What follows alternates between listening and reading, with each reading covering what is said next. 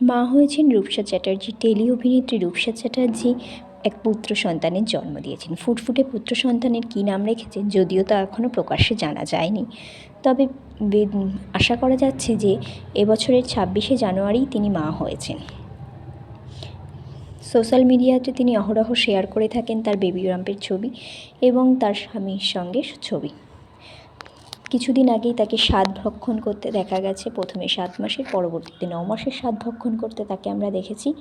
এই 9 মাসের স্বাদের সময় তিনি একটি বেশ সুন্দর একটি গেম অ্যারেঞ্জ করেছিলেন, যেখানে তিনি বাড়ির সকলের কাছ থেকে ভোট চাইছিলেন যে ছেলে নাকি মেয়ে হবে। এই নিয়ে বেশ মজায় মজায় কাটছিল তাদের সময়গুলি।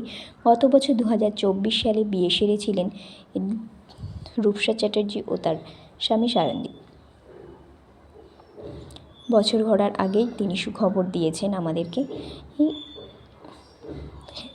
গত 2023 সালের ফেব্রুয়ারি মাসে তারা তাদের এঙ্গেজমেন্ট সেরেছিলেন এবং গত 2024 সালের অক্টোবর মাসে তারা তাদের বিবাহ সারেন।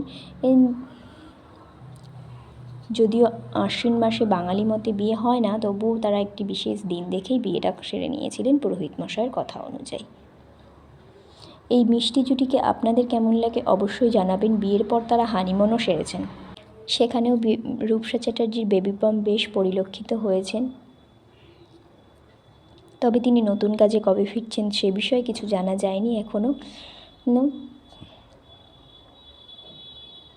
বেশ মিষ্টি এই জুটি সকলের সামনে শেয়ার করে নিয়েছেন তাদের মিষ্টি মিষ্টি কিছু মুহূর্তগুলো। গঙ্গার ধারে এক হোটেল